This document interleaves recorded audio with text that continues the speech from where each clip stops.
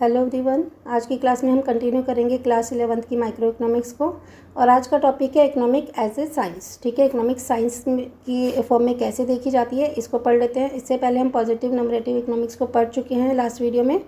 आज हम इन दोनों का डिफरेंस देखेंगे। ओके, तो अगर हम कहते हैं इकोनॉमिक्स एज ए साइंस, उसको किस वे में देखा जाता है? पॉजिटिव साइंस और पॉजिटिव इकोनॉमिक्स कह सकते हैं इसे, और नंबरेटिव साइंस और नॉर्मेटिव इकोनॉमिक्स भी कहा जा सकता है। ओके, तो इसमें देखिए, जो पॉजिटिव साइंस या पॉजिटिव इकोनॉमिक्स है वो डील्स करती है what are the economic problem and how are they actually solved. ठीक है, कि इकोनॉमिक प्रॉब्लम क्या थी, ये लास्ट वीडियो में हमने पढ़ लिया है। इकोनॉमिक प्रॉब्लम कैसे क्रिएट होती है ये हमने पढ़ लिया था। इकोनॉमिक प्रॉब्लम को प्रॉब्लम ऑफ द चॉइस भी कहा जाता है। ठीक है, और इसमें पॉजिटिव साइंस में हम ये देखते हैं कि वो एक्चुअली कैसे सोल्व हुई है। जो हमारे सामने इकोनॉमिक प्रॉब्लम थी उसको हमने कैसे सॉल्व किया, ये पॉजिटिव साइंस में आता है।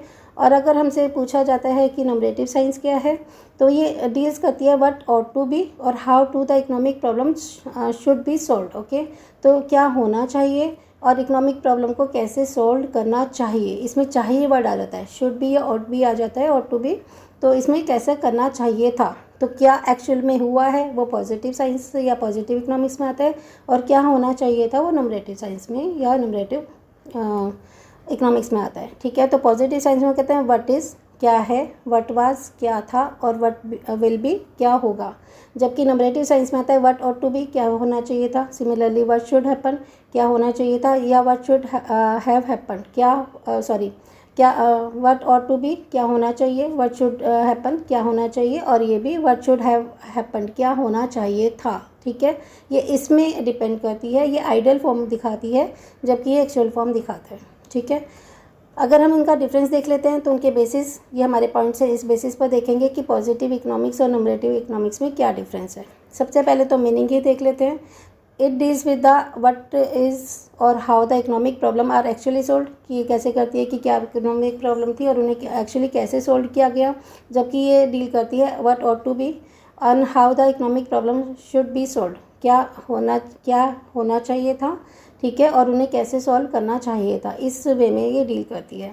अगर हम बात करते हैं वेरिफिकेशन की, it can be verified with actual data, क्योंकि एक्चुअल पे डिपेंड करती है। तो एक्चुअल डाटा जो हमारे पास डाटा थे उनके भी यहाँ पर हम देख सकते हैं। जैसे हम कहते हैं कि भाई हमारे जो कंट्री में ओवर पॉपुलेटेड कंट्री है हमारी, और इसमें इतने पॉपुलेशन है, इतनी लिटरेसी रेट है, इतनी पॉवर्टी है, ये सब अगर हम देखते हैं, या फिर इतना हमारा डेवलपमेंट है, तो एक्चुअल डाटा से इसको वेरीफाई किया जा सकता है। जबकि ये वेरीफाई नहीं किया जा सकता। जैसे हम कह सकते हैं कि भाई हमारी कंट्री को इतना ओवर पॉपुलेटेड नहीं होना चाहिए, इतना ओवर पॉपुलेटेड नहीं होती तो पॉवर्टी भी नहीं होती। ठीक है, और डेवलपमेंट ज़्यादा होता, क्योंकि हमारे रिसोर्सेज हैं वो कम लोगों में डिस्ट्रीब्यूट होते, और कम लोगों में डिस्ट्रीब्यूट होते तो बहुत सारे रिसोर्सेज बचते जिसको हम डेवलपमेंट में लगा सकते थे। ठीक है, तो ये वेरीफाई नहीं कर पाती, बस इसमें होना चाहिए था वर्ड आ जाता है। इसका पर्पज़ क्या है? पॉजिटिव इकोनॉमिक्स का पर्पस है real description of an economic activity. जो भी हमारी इकोनॉमिक एक्टिविटी होती हैं जो मनी से रिलेटेड होती हैं। तो इकोनॉमिक जो एक्टिविटीज़ होती हैं वो दो पार्ट्स में डिवाइड होती हैं, इकोनॉमिक और नॉन इकोनॉमिक। ओके, आर्थिक और गैर आर्थिक। ठीक है, तो ये इसका एम क्या है पॉजिटिव इकोनॉमिक्स का, कि रियल डिस्क्रिप्शन बता दे हमारी इकोनॉमिक एक्टिविटी जो हुई थी उसकी रियल हमें डिस्क्रिप्शन देता है, बिल्कुल जो सच्चाई होती है वो हमारे सामने रखता है। जबकि ये आइडियल्स पे डिपेंड करता है, आदर्शवादी होता है। हम कहते हैं ना ये ऐसा होना चाहिए था, तो ये आइडियल्स पे डिपेंड करता है। इसको ये जो नंबरेटिव इकोनॉमिक्स है ये डिटरमाइन करती है आइडियल्स को। ठीक है, तो नॉर्मेटिव इकोनॉमिक्स किस पे डिपेंड करती है? आइडियल्स पे। जबकि पॉजिटिव इकोनॉमिक्स डिपेंड करती है रियल पे। ओके, अब आ गया सजेस्टिव। तो पॉजिटिव इकोनॉमिक तो रियल बताती है। ठीक है, तो इस depends on facts and there's not suggestive. तो ये तो फैक्ट्स पर, जो ट्रुथ होता है उसको पर, सच्चाई पर निर्भर करती है, इसलिए सजेस्ट नहीं करती। ठीक है, सुझाव नहीं देती, सिर्फ बताती है कि क्या हुआ था। जबकि नॉर्मेटिव इकोनॉमिक्स में इंडिविजुअल ओपिनियन देखा जाता है, और इसका मतलब ये सजेस्टिव होती है, क्योंकि कोई भी इंडिविजुअल अपना ओपिनियन दे सकता है कि भाई ऐसे होना चाहिए था, तो ये सजेस्टिव नेचर की होती है। नेक्स्ट इनका जो डिफरेंस है वो है value judgement. It does not give any value judgement, it is neutral between ends. ठीक है, तो वैल्यू जजमेंट नहीं देती, क्योंकि तो हमें रियलिटी बताती भाई ऐसा ये प्रॉब्लम्स थी और इसको हमने ऐसे सॉल्व किया। तो वैल्यू जजमेंट का इसमें कोई रोल नहीं होता। जबकि नॉर्मेटिव इकोनॉमिक्स में वैल्यू जजमेंट का रोल होता है, क्योंकि इसमें लोग जो इंडिविजुअल्स हैं वो अपने ओपिनियन दे सकते हैं। इसके एग्जांपल देखते हैं पॉजिटिव के। Prices in Indian economy are constantly rising. Constantly जो है राइज़ हो रहे हैं, हमारी जो इंडियन इकोनॉमी है उसमें प्राइस लगातार बढ़ते हैं। क्यों बढ़ रहे हैं, इसके पीछे क्या कारण है?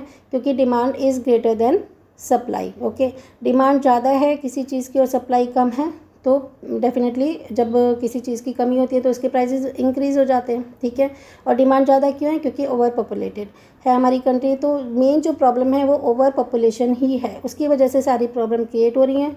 तो इसी तरह एक है, there are inequalities in the income in our economy. हमारे देश में लोगों की जो इनकम है उसमें बहुत ही ज़्यादा इनइक्वलिटी पाई जाती है, बहुत ही ज़्यादा असमानता पाई जाती है। जो पुअर है, कुछ लोग बहुत ही ज़्यादा पुअरेस्ट हैं और कुछ लोग बहुत ही ज़्यादा रिचेस्ट हैं, है ना, या फिर मिडिल क्लास है। तो पॉजिटिव इकोनॉमिक्स में जो है वो इनइक्वलिटी पाई जाती है। जबकि अगर हम नॉर्मेटिव इकोनॉमिक्स की बात करें तो इसमें सजेशंस दिया जाता है, जैसे India should take steps to control rising prices, कि इंडिया को प्राइस जो कंटिन्यूसली राइज हो रहे हैं उसको कंट्रोल करना चाहिए। ठीक है, ये भी सजेशन दिया है क्योंकि हमने कहा ये सजेस्टिव होती है। सेकंड है, income inequality should be reduce. ठीक है, जो आय की असमानता है, लोगों की जो इनकम है उसमें अनइक्वलिटी है, उसको रिड्यूस करना चाहिए। ठीक है, इसी तरह एक और सजेशन है, जैसे कि हम कह सकते हैं कि India is a over populated country. ये पॉजिटिव इकोनॉमिक्स है क्योंकि हम बता रहे हैं कि भी ओवर पॉपुलेटेड कंट्री है। ठीक है, तो ये पॉजिटिव इकोनॉमी है। अगर हम कहते हैं कि India's population should be controlled, ठीक है, रिड्यूस नहीं लिखेंगे, कंट्रोल लिखेंगे। रिड्यूस से तो ये थोड़ी ना कि अपनी हमारी जो पॉपुलेशन है उसको हम रिड्यूस कर देंगे, कंट्रोल कर सकते हैं। ठीक है, तो कुछ चीज़ें हम रिड्यूस कर सकते हैं, कुछ चीज़ें हम कंट्रोल कर सकते हैं। तो हमें क्या करना चाहिए, इसके लिए हम सजेस्ट कर सकते हैं कि जो हमारी जो पॉपुलेशन है, जो हमारी जनसंख्या लगातार बढ़ती जा रही है, उसे हमें कंट्रोल करना चाहिए। ठीक है, तो आज का टॉपिक यहीं ख़त्म होता है। आज हमने पढ़ा economics as a science, positive science या पॉजिटिव इकोनॉमिक्स और नॉर्मेटिव साइंस या नॉर्मेटिव इकोनॉमिक्स। आई होप कि आपको ये लेक्चर क्लियर हो गया होगा। चलिए मिलते हैं नेक्स्ट वीडियो में।